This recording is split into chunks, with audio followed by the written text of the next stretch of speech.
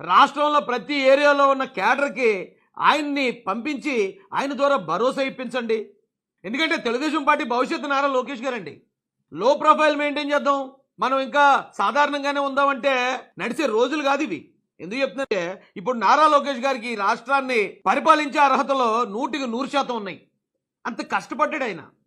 కాబట్టి ఇమీడియట్గా నారా లోకేష్ గారిని కనీసం డిప్యూటీ సీఎంగా అనౌన్స్ చేయండి సార్. తెలుగుదేశం పార్టీ క్యాడర్లో, తెలుగుదేశం పార్టీ యువతలో నూతన ఉత్తేజాన్ని నింపండి. మొహమాటానికి వెళ్తే ఏదో వస్తుందని మా ఏరియాలో ఒక మూట సామెత ఉంది. దయచేసి ఎలాంటి మొహమాటాలు, విమర్శలు ఏమైనా వస్తాయేమో, ఆరోపణలు ఏమైనా వస్తాయేమో అనే అలాంటి మేనమేషాలు లెక్కించకుండా ధైర్యంగా తీసుకోండి నిర్ణయాన్ని.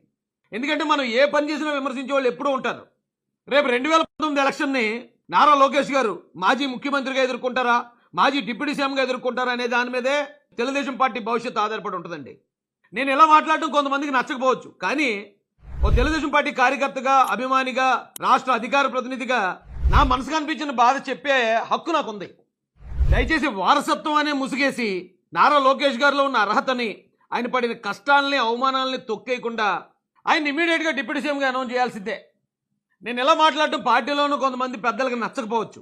అయితే లోకేష్ గారికి ఏమి ఇవ్వాలో రాజేష్ మాస్ అని చెప్పాలా, అది చంద్రబాబు నాయుడు గారికి పొలిట్ బ్యూరో సభ్యులకు తెలీదా? లోకేష్ గారే కదా వారసుడు, ఆయన చేతుల్లోనే కదా అధికారాలు ఉంటాయని కొంతమంది మాట్లాడొచ్చు.